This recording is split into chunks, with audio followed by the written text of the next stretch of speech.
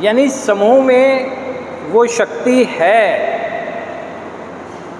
जो हमारी सुधार की चाहत को पूरा कर सकती है, और समूह की ही शक्ति हमारे जीवन को एक बेहतर दिशा दे सकती है।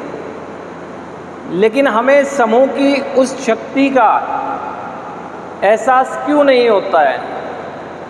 वो इसलिए नहीं होता है क्योंकि अभी हमने पास्ट में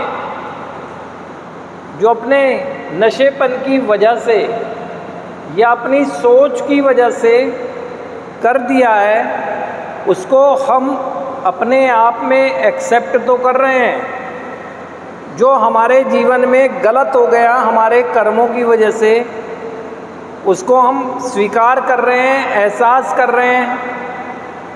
हमने नशा छोड़ने के जो प्रयास किए उसमें हमें जो असफलताएं मिली हैं, उसको भी सब चीज़ों को हम मान रहे हैं, लेकिन उससे आगे नहीं बढ़ रहे हैं ना। ये सब चीज़ कर रहे होते हैं। जो भी भाई समूह में आता है, जैसे ही नशे के प्रभाव से वो मुक्त होता है, तो जाहिर सी बात है उसे वो अपनी वास्तविक ज़िंदगी दिखने लगती है, जिसको कभी वो अच्छे से जी रहा था।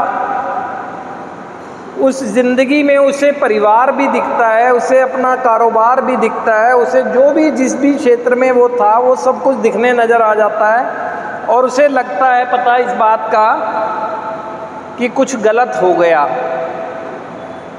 अब वो मानता है काफ़ी हद तक नशे का प्रभाव है, काफ़ी हद तक मानता है कि नहीं नशे का नहीं हो सकता, मैंने ठीक से किया नहीं होगा इसलिए हो गया।